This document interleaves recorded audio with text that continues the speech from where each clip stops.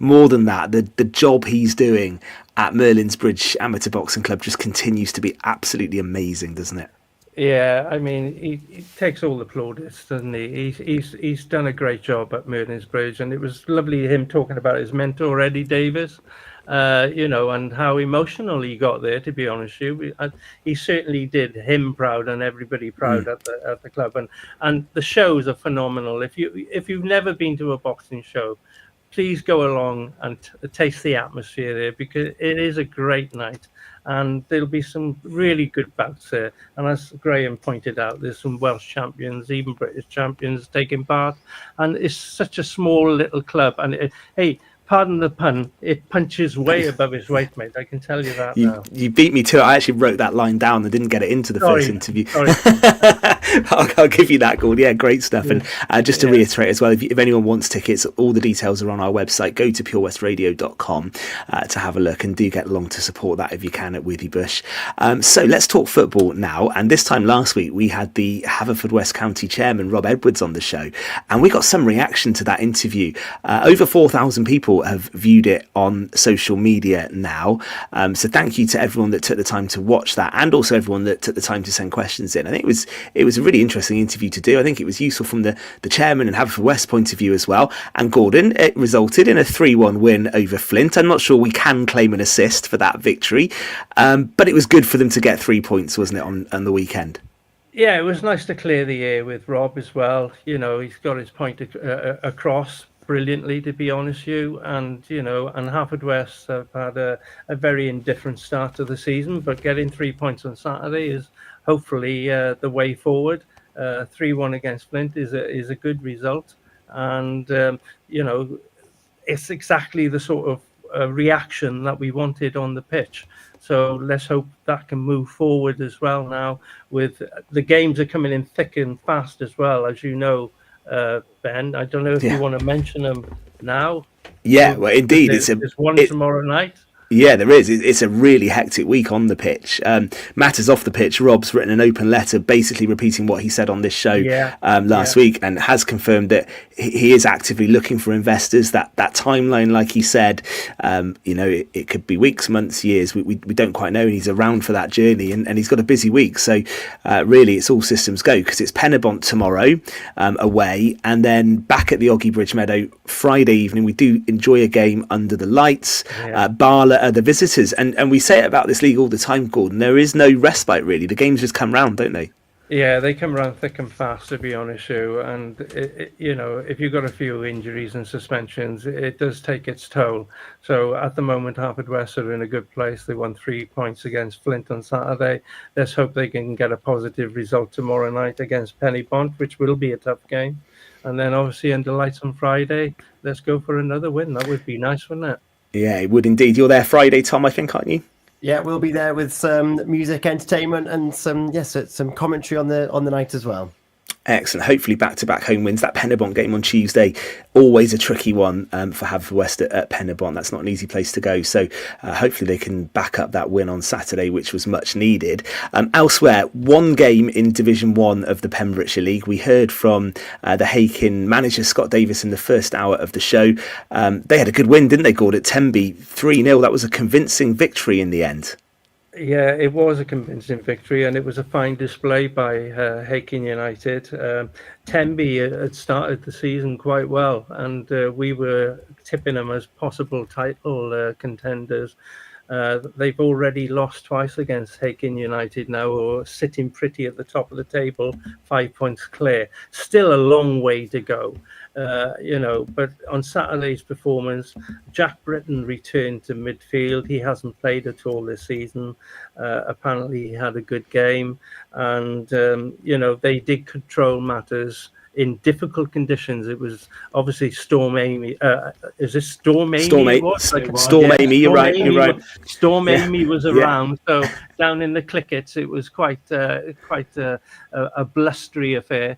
But to be honest with you, Hakin won it quite comfortably by 3-0, which Scott Davis would have been delighted, because on that day was I shouldn't say it, but I'm going to say it, Scott, it was your 40th birthday. I hope you had a great day, Obviously, the team won for you, and you must have had a great evening at the Lord Nelson where you had a party. Now Yeah. everybody knows. Indeed. Well, there we go. Yeah.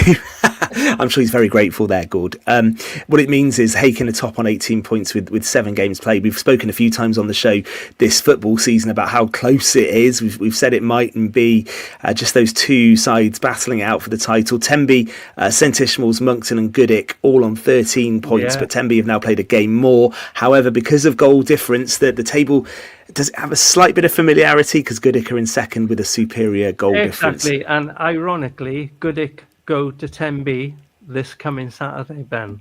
They do. So it's a big game for both sides. Obviously, Goodwick will be wanting to keep tabs on Hakin United, and obviously Tenby want to still be in the mix. So they'll be looking for a win if they can get that on Saturday. But at the end of the month, I think that's the 25th, Saturday the 25th, we have Goodwick versus Hakin United. That'll be the first time the two top sides in Pembrokeshire will meet for the first time this season. And it's going to be interesting how this all unfolds this month, because it will definitely have a bearing on what will happen in the possible future. Yeah, we shall see. October, a big month. I think when we revisit this in a month's time, it will be interesting how that table is shaping up after those games. We'll keep a close eye on that. I did want to mention the West Wales Cup results, and let's see if we can get through all of these and mention all of our Pembrokeshire sides. It is a tradition on the show that we try and do that. So, pembrokeshiresport.co.uk. Thank you as ever for some great coverage from the West Wales Cup. So in the first round, Bulk Rangers v Prendergast Villa was off. We might have to take these a couple at a time. So let's do the next two. Bankfoss Velin 2, Narberth 7. Ashley Williams scoring a hat-trick and a good win for them. But then for Penna Robbins, they were actually beaten by 7-0 away to Brinkhawk. So not great for Penna, but Narberth storming their way into round 2, Gord. That's brilliant. Ashley has been scoring a lot of goals this season. He's probably the top scorer. And it's great to see Narberth, who had a difficult start in the Pembrokeshire League, are starting to pick up a bit of confidence in their play. And hopefully that will bring it into the Pembrokeshire League this coming Saturday. Yeah, indeed. Penna will be disappointed. That was a convincing defeat, really, wasn't it? They were hammered by it's a bit hit and miss with the West Wales games. I don't know what sort of Craig, their manager, I don't know what sort of side he would have had out. They have got a relatively young side, so he'll be probably more than happy to be out of that competition and concentrate trying to consolidate their Pembrokeshire League Division 1 in the top flight. Indeed. All right, next two. Clarbeston Road and Moncton had a classic first round game. 7 goals shared. Clarbeston Road, Clarbeston Road 3, Moncton Swifts 4, and then defeat for Merlin's Bridge, actually, which I think they'll be disappointed about. Okay. They lost 3-2 at Cwm Wanderers. Do the Clarby Moncton game first, Gordon. That is a classic cup tie, wasn't it? I do know the Swifts were leading 3-0. They were quite literally flying to victory. Pardon the pun again, mate. But Clarby got back. They clawed their way back to 3-3 before the Swifts got an important winner.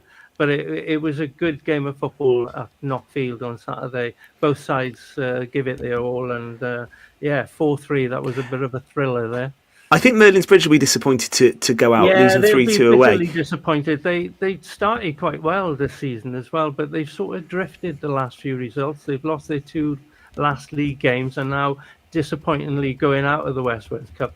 They would have targeted to get a bit further in the competition, but manager Mike Preddy will probably be a little bit disappointed with that particular result. 2 goals for, is it Liam Mannering? Did he score 2 Liam in that game? Mannering, he scored both goals.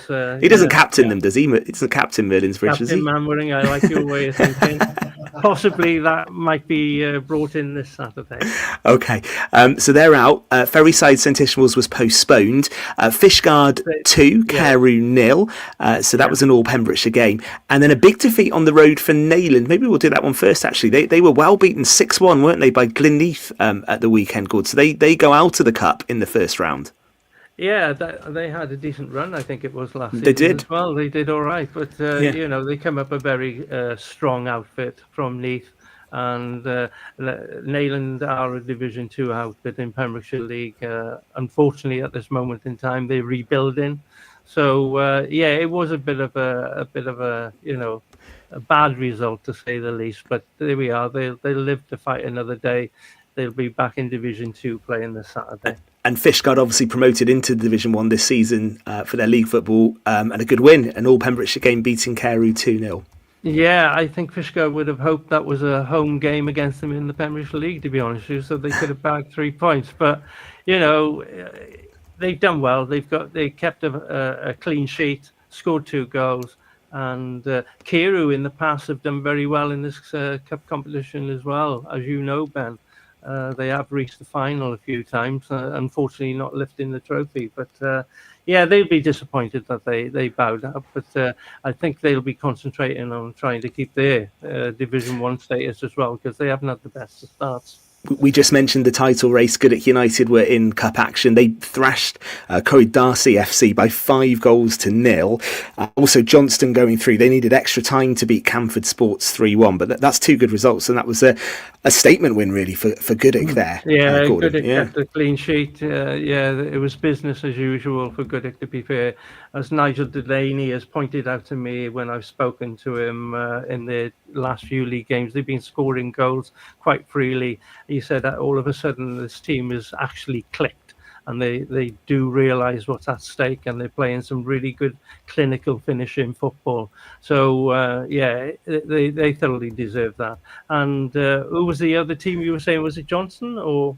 Extra time needed in that Johnston game. I remember watching them in 2013 winning the West Wales Cup.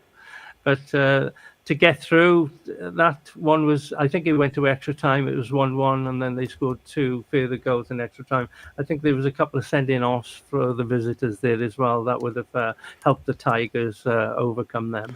All right, let's rattle through these last few. Kilgetty 3, Treborth United 0, Letterston 2, Plough Colts 4, and I'll do one more. New Hedges Saundersfoot United go out. They lost to Pontley by 3-2. So mix there. Letterston and New Hedges Saundersfoot out. Kilgetty powering through. One for Kilgetty, because they've had mixed fortunes at the start of this season as well. And to win 3-0, hopefully that will give them confidence going into this week's Pembrokeshire League game. That's a good result for them. That is. Round, And the final couple, Pembroke. This is another 7-goal thriller, and all Pembrokeshire games. I love this one. Pembroke Borough 3, Milford United 4. Liam Davis scoring 2 for Milford. Liam Parr on the score sheet as well. So that sounded a really good game. For St Clair's, not so good. They went out losing to Drevac by 6-1. And Solver's match with Portsmouth Athletic. I think Storm Amy will have claimed that one. That's a famously windy ground, isn't it? It is at the best of days. No chance that was going to go ahead. But that Pembroke Milford game sounded a good one, good. 4-3. Milford United were in the Senior Cup final last season. Liam Davis was part of that squad, I know that. And that must have been a cracking game to watch. Disappointing one to lose, but the Robins will be chirpy that they actually picked up, and they go into the next round. All right, pembrokeshiresport.co.uk. You can review all of those games we've just mentioned, and we will do that. It's a tradition on the show that we run through all of the West Wales games. Tom, have you ever played West Wales Cup at football? Did Broadhaven enter? I think I have a long time ago, because we made the trip to Swansea on 2 occasions, and there was a few bruised shins afterwards. So that's my experience. I think I've been to Swansea twice as a 16 or 17-year-old. And a few sore heads on Sunday morning. That's a good away trip. That we all remember Gordon and Fraser's stories about West Wales Cup away days. Yourself, Gordon, you must have some memories playing in that cup. Yeah, I've played a few times with Leith, Letley, and all of that area, mate. It's great. It's good. Let's say it gives you a bit of I don't know how you explain this, but playing against different sides from different areas, it does open up your horizon to the game, to say the least, because the supporters can be a bit harsh on times, Ben, when you're away from home.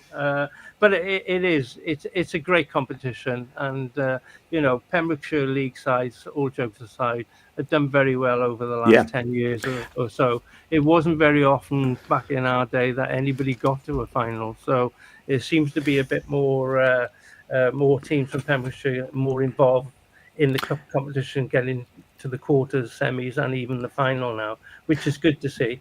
And what do you reckon, Pembrokeshire winner this year? Gord? I'd love. That's what we want, isn't it? I think so.